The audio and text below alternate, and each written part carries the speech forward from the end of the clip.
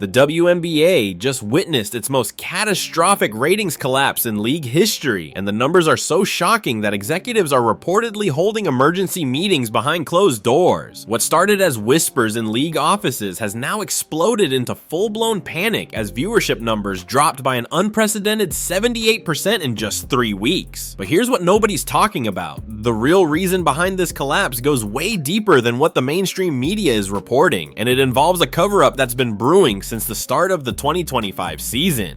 Before we dive into the explosive details that league officials don't want you to know, make sure to hit that like button if you're as shocked as we are about what's really happening behind the scenes. The truth is about to get uncomfortable. The timeline of this disaster starts with January 3rd, when multiple sources inside the Indiana Fever organization leaked that something was seriously wrong. Players were reportedly being told one thing publicly while management was scrambling privately. The Fever's social media went dark for 48 hours, completely unprecedented during what should have been peak promotional season. Then came the bombshell announcement that nobody saw coming. Caitlin Clark, the league's biggest draw and the player single-handedly responsible for tripling WNBA viewership, would be taking an indefinite leave from basketball activities. The official statement was vague, citing personal reasons, but insiders paint a much darker picture. But that wasn't the whole story. What happened next would shock everyone who thought they understood the politics of professional women's basketball. Sources close to the situation revealed that Clark had been dealing with unprecedented harassment from within the league itself. Not just on-court physicality, but a coordinated campaign that extended into social media, private messages, and even threats against her family members. The league's response? Complete silence. Commissioner Kathy Engelbert, who just months ago was calling Clark the face of women's basketball, suddenly wouldn't return calls about the situation. Team owners who had been banking on Clark's star power to fill arenas were left in the dark, finding out about developments through social media rather than official channels. The financial implications hit like a sledgehammer. Within 72 hours of Clark's announcement, 3 major sponsors pulled out of multi-million-dollar deals. Nike, who had invested heavily in Clark merchandise, saw their WNBA product line sales drop by 63% overnight. StubHub reported that ticket resales for Fever games plummeted from an average of $300 to under $40. But here's the kicker. League officials knew this was coming weeks in advance and chose to hide it from stakeholders. Internal emails obtained by sources show discussions about damage control dating back to late December, with one executive writing, quote, "This could end the league as we know it," unquote. What makes this even more explosive is the role other players allegedly played in pushing Clark to this breaking point. Angel Reese, who had been positioning herself as Clark's rival, suddenly deleted over 200 social media posts and went private on all platforms. Dejanai Carrington, who had been one of Clark's most vocal critics, abruptly canceled 3 scheduled interviews and hasn't been seen at team facilities. The Connecticut Sun issued a bizarre statement saying they were conducting an internal review of player conduct standards but refused to elaborate. Meanwhile, Sophie Cunningham, one of the few players who publicly supported Clark throughout her rookie season, posted a cryptic message saying, quote, "The truth always comes out," unquote, before her account mysteriously went offline for 12 hours. The desperation from league executives became painfully obvious when they attempted what can only be described as a publicity stunt gone wrong. On January 8th, they announced a new streaming deal with a platform nobody had heard of, claiming it would revolutionize how fans watch games.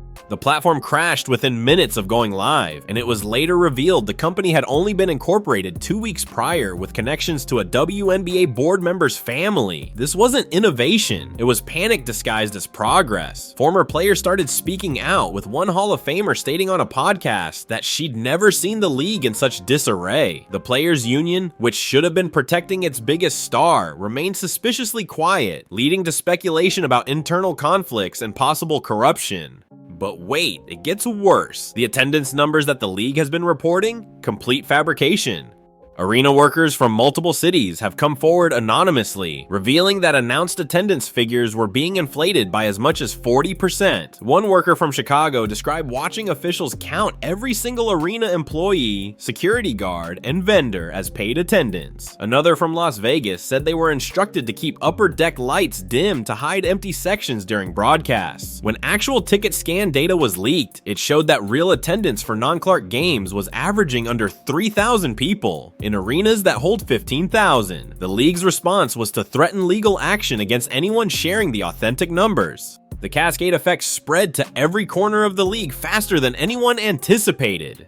Television executives at ESPN and CBS, who had just signed massive broadcasting deals based on projected growth from Clark's popularity, found themselves staring at ratings that wouldn't even beat late-night fishing shows. One unnamed ESPN producer revealed that they'd already begun cutting production budgets, reducing camera crews from 12 to 4 for regular season games. The quality difference was immediately noticeable, with broadcasts looking more like high school productions than professional sports. CBS reportedly considered moving games from their main network to their streaming platform, essentially admitting defeat in the primetime television market. Here's where the conspiracy gets even deeper. Multiple sources within the Fever organization claim that Clark's decision wasn't entirely voluntary. There's growing evidence of a coordinated effort by certain veteran players and league officials to push her out, viewing her massive popularity as a threat to the established order. Text messages between players discussing strategies to make Clark uncomfortable have allegedly been submitted to legal counsel. One message reportedly stated, quote, she needs to learn her place, unquote, while another discussed ways to ensure she wouldn't want to return.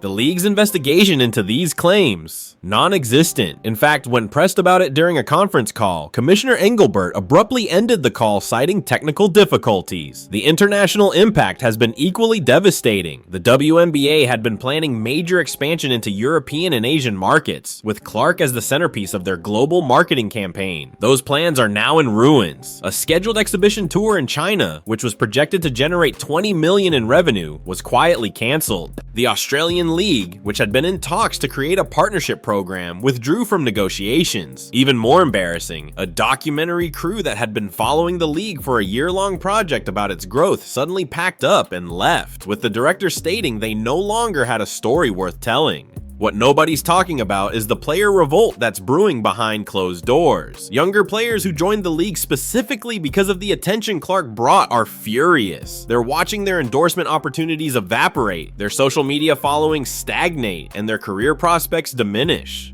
One second-year player, speaking on condition of anonymity, said, quote, we finally had people caring about us and they destroyed it out of jealousy, unquote. There's talk of players organizing their own exhibition games outside of WNBA control, essentially creating a rival league. The irony is palpable. The very players who resented Clark's influence are now facing the harsh reality of irrelevance without her. The coaching situation has become equally chaotic. Stephanie White, who was brought in specifically to maximize Clark's potential, is reportedly exploring options to leave before her contract expires. 3 assistant coaches have already resigned, citing personal reasons, but sources indicate they simply don't want to be associated with the sinking ship. The Fever's front office is in complete disarray, with the general manager taking a sudden medical leave that insiders say is really about avoiding the fallout. Even more telling, no quality coaches are expressing interest in WNBA positions anymore. One prominent college coach who was being courted by multiple teams said, quote, why would I leave a stable program for that mess, unquote. But here's the smoking gun that proves this goes all the way to the top. Financial documents leaked from the league office show that certain teams were receiving unequal revenue sharing specifically designed to minimize Indiana's advantages from Clark's popularity. While the Fever were generating 70% of league merchandise sales, they were only receiving 20% of the revenue. Gate receipts from Fever road games, which were selling out entirely because of Clark, were being distributed in ways that violated the league's own bylaws. When the Fever's ownership tried to address this, they were threatened with fines and sanctions. This wasn't just mismanagement, it was deliberate sabotage of the league's most valuable asset. The social media meltdown has been equally revealing. Players who spent all of last season subtweeting and criticizing Clark are now desperately trying to generate buzz for themselves, but nobody's watching. Engagement rates have dropped by 85% across all WNBA social media accounts. TikTok videos that used to get millions of views are now struggling to break 10,000. The league's official Instagram account lost 300,000 followers in a single week. Even worse, the comment sections have become war zones, with fans expressing their anger at how Clark was treated. The league's solution? They've started limiting comments and blocking accounts, which only made the backlash worse.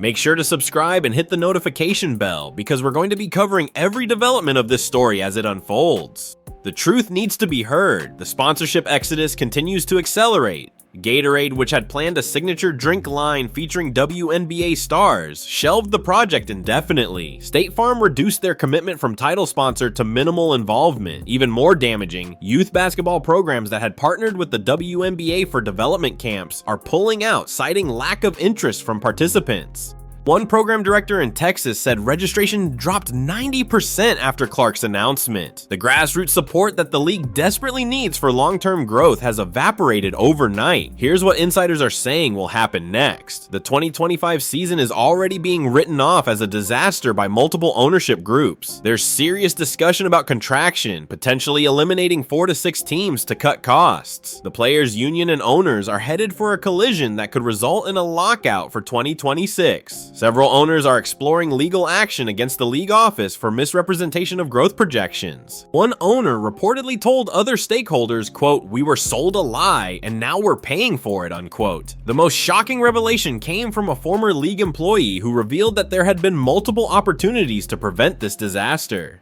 Clark's camp had apparently reached out several times seeking support and intervention regarding the harassment she was facing. Each time, the league chose to ignore or minimize the concerns. There were 3 specific incidents that crossed legal boundaries, including cyber harassment and coordinated defamation campaigns. The league's legal team advised immediate action, but leadership overruled them, believing Clark had no other options but to stay and endure it. The international embarrassment reached new heights when the Olympic Committee started questioning whether women's basketball deserved its current level of support and coverage. Multiple national teams have expressed concern about the development pipeline, knowing that without WNBA stability, their programs suffer. The Canadian League, which had been struggling, saw this as an opportunity and started actively recruiting players with promises of better treatment and professional environments. At least 12 WNBA players are reportedly considering the move. What makes this even more frustrating is that everyone saw it coming except the people in charge. Sports analysts had been warning for months that the league was too dependent on one player and that the treatment Clark was receiving would eventually backfire. Former NBA executives who consult for the WNBA reportedly presented multiple strategies to protect and promote Clark while elevating other players. Every suggestion was rejected as being too favorable to one player. The irony is that by trying to prevent Clark from becoming bigger than the league, they ensured the league would collapse without her.